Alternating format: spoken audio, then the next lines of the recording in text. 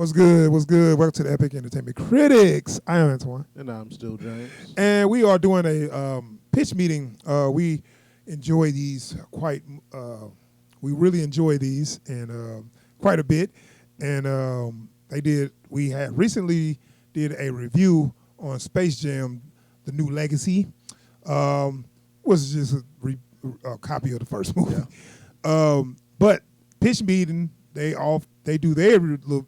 It's pretty much like a spoiler review. Yeah. But with a comic twist to it. So Screen Rant has done a pitch meeting for Space Jam New Legacy. We're going to watch it, react to it, and have a little small discussion about it. So Space Jam pitch meeting.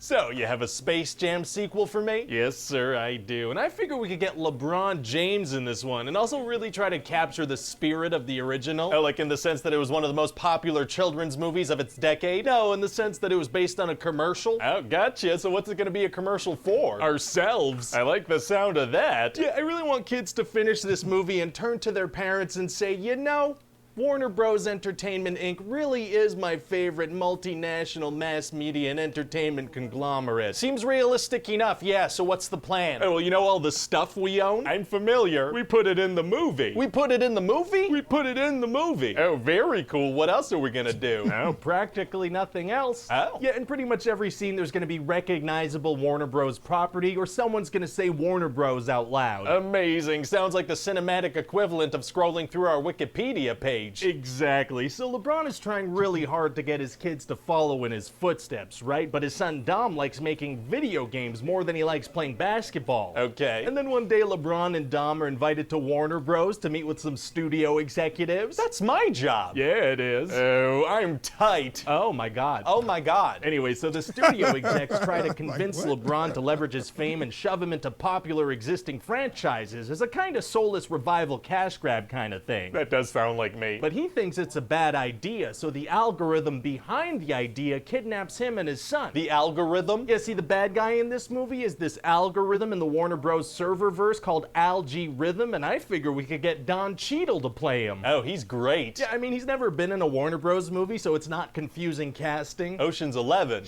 It's okay though, nothing really matters. That's a good point. So anyway, the algorithm's whole thing is that he wants fame and recognition, and since LeBron turned his movie idea down, he's pissed. So what does he do? He challenges him to a game of basketball. I guess that's a logical step to take. It might be. So he kidnaps LeBron's son, and then he sends LeBron flying into the serververse, and he's like, I mean, hopefully we could get a better scream out of him than that. We'll get whatever he gives us on the first take. He's a busy man. That's fair. And then for the next big chunk of the movie, he's gonna be animated. Why? So he can do a huge chunk of the movie in a single day in a sound booth instead of a full month on set. That's fair. So LeBron gets to Looney Tunes World, but Bugs Bunny's the only one there. How come? Well, because see, Algorithm convinced all the other characters to go hang out on other planets. Why? Well, because this way we could go visit a bunch of our movies as they get recruited. But like, based on the story, why would he have done that? I just told you. Gotcha. So LeBron wants to get really strong characters to help the team, right? Like the Iron Giant and Superman and stuff. Smart. But Bugs Bunny just wants his friends back, so he starts flying to the planets they're on. So they visit our movies and our TV shows and things that we own? They do. They go to Harry Potter World. The Granny is in The Matrix. Elmer Fudd is in Austin Powers. Oh, that's exactly the kind of thing people go crazy for in the early 2000s. That is when I wrote these, and I haven't changed them a bit. So let's hope children today are really into that slow-mo Trinity scene from The Matrix, you know, in the late 90s. Fingers crossed. Oh, and also they end up face-to-face with the Justice League, but Daffy Duck did something silly, so when LeBron's like, do you guys play basketball? They just stare at him. But I mean, if LeBron really explains to them that his son's in danger, surely the Justice League would help. Oh, it's too late. We're already off to the next Warner Bros. Reference. Oh, okay, gotta keep moving, I guess. Yeah, you can't just stop the movie because the solution to the movie's main problem presents itself. True. So anyway, eventually it's time for the game, and Algorithm has Dom playing on his team along with a bunch of other players they created together. How'd they do that? Well, see, Dom has this borderline magical scanning technology on his phone that he'd use to scan players into his game that he's making. How does he have that technology? Unclear. So then Al-G brings virtually every single Warner Bros. Character into the audience of the game. I mean, Game of Thrones people are there, Pennywise the Clown. Okay, are these characters gonna be like in character? Kind of, but also really interested in watching watching the game and also kind of dancing but interacting with each other too. Oh, this raises a ton of questions. Yeah, I know. Please don't ask any of them. Oh, okay, I won't. Yeah, all you really need to know is that it's going to look like a sea of cosplayers going to their first Comic-Con and not quite nailing the whole thing yet. Got it. And then Al's going to use Dom's technology to also scan in a bunch of people from the real world. Oh, he is? Yeah. If he was just looking for recognition, wouldn't zapping a bunch of real people into a computer accomplish that? I mean, why even play basketball at this point? Oh, yeah, you're right. Okay, then let's just skip the basketball in this Space Jam movie then. Well, no, there should be some basketball. Then I'm gonna need you to get all the way off my back about this guy's plan. Oh, okay, let me get off of that thing. So then he reveals that if LeBron loses this game, everybody's gonna get trapped in the serververse forever. Oh no, everybody must be terrified. They are terrified, and then Dom enters, so they all cheer for him. But if he wins, they all get stuck in the serververse forever. Yeah, they all cheer anyway for some reason. Oh, okay. So then the game starts, and the Goon Squad scores over 1,000 points, because you get points for style and stuff, whatever. How does the scoring system work? No idea. It's just gonna be all over the place. Oh, it's gonna be hard for the Yannis to feel any stakes if the scoring is arbitrary. Actually, yep. Okay. Then we're gonna take a little break so Porky Pig can rap battle no one. Sure, that may as well happen. It's gonna. And so LeBron's son doesn't feel bad at all that if he wins, he'll trap thousands of people and ruin their lives? Nope. Oh, interesting. And we're also gonna have the characters say things like, well, that happened, and Granny's gonna say, haters gonna hate. Grannies don't say that. I know. And then there's a guy who can slow down time, so he uses that power to do that Quicksilver thing from X-Men, except, you know, extremely derivative and not as good. If he can do that, why doesn't he just do that constantly? Oh, well, he's gonna try to do it again later, but he can't, because Granny's from the Matrix.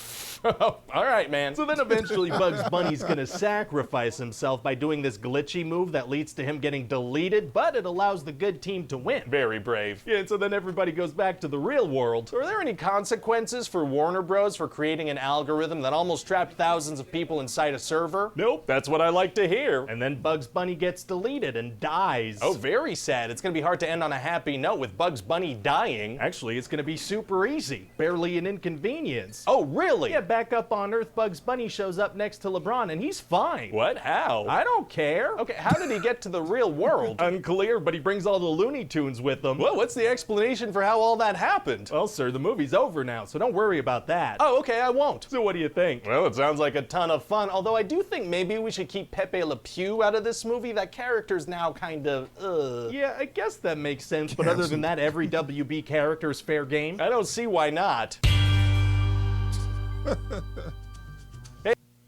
Clock roll. Controversial. Yeah. Well, they do what they did what they always do. Yeah. Tell the truth. And really talk about what was really wrong with the film.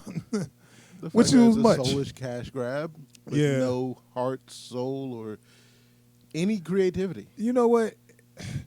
I was on board with people saying like the first one was the same thing, but the first one just seemed to be a little less. You know what it is? The first one started that way, and then they let filmmakers make a movie. Yeah, I think Yeah. so. This one was just exactly that all throughout. Yeah.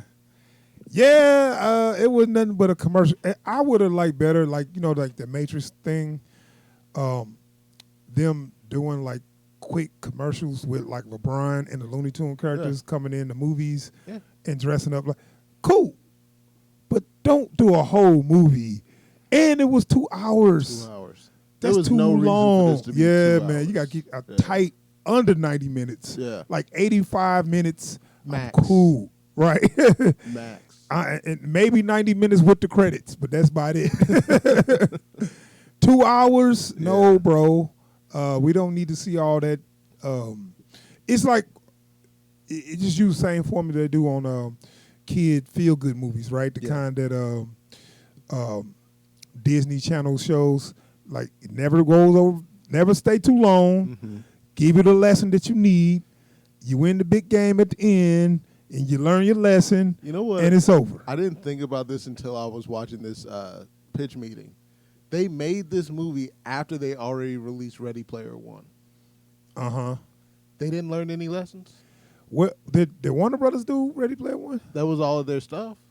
Yeah. Yeah. Well, I mean, it's the same concept. It's the same concept. You just- it's like, and every critique that was in that movie was not answered. But in you this gotta movie. understand, they also been working on this for a long time. So it ain't like they Yeah.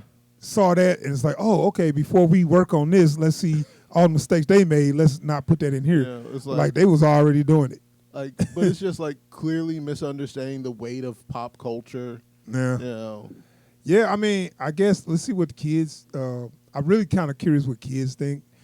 Like Yeah. the average kid watching this, You know do what? they say, "Oh, I liked it," or they that's say, the thing, "Yeah, right? it's It's like no amazing." matter how we take it, it wasn't aimed at us. Yeah, but it's also though we noticed all because they had like Reddit R property stuff Yeah. in the like Clockwork Orange for Yeah. example, Pennywise. Yeah. even Game of Thrones. That's not for Yeah. kids. Right. You know, all that stuff.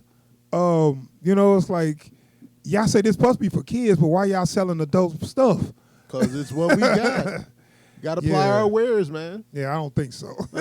And they could have fixed making this a commercial by actually putting the commercial in the movie, rather than just making. I'd the have movie been a cool with commercial. just the commercials. And I want to say one thing before I close out.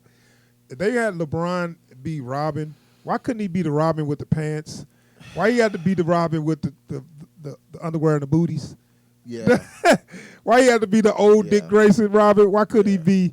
Because the Tim Drake Robin Tim Drake had pants. had pants and boots. Yeah. You know? Yeah. Come on, man. Yeah. You gonna get my dude underwear and booties? No, dude. First of all, it's kind of insulting to make him Robin to begin with. Yeah. But all right, whatever. But yeah, that was a critique I had of him. I was like, no, man. I've been trying not to think of it since he appeared on screen looking like that. I'm like, I'm not in it. Yeah, but like I said, I would have been cool with if they would have done just some commercials or like I said on the review. I would love them retell those DC superheroes with the Warner Brother characters. That'd have been fun, something different. But no, they just had to go right with the old same shit. The Space Jam. It is what it is, I guess. All right, so that is our reaction for the pitch meeting. On point as usual. Yep. Look forward for the next pitch meeting. I'm pretty sure they probably do one for the Snake Eyes. Oh man, yeah. They've been kind of getting the new movies as they come out. They've been hitting it hard, man. So we'll see. All right, y'all. We out of here. Thanks for checking out the video. Subscribe to the channel and hit the bell icon so you get alerts every time we post new videos. And don't forget to like and comment. Yes, and we out of here. Peace. Peace.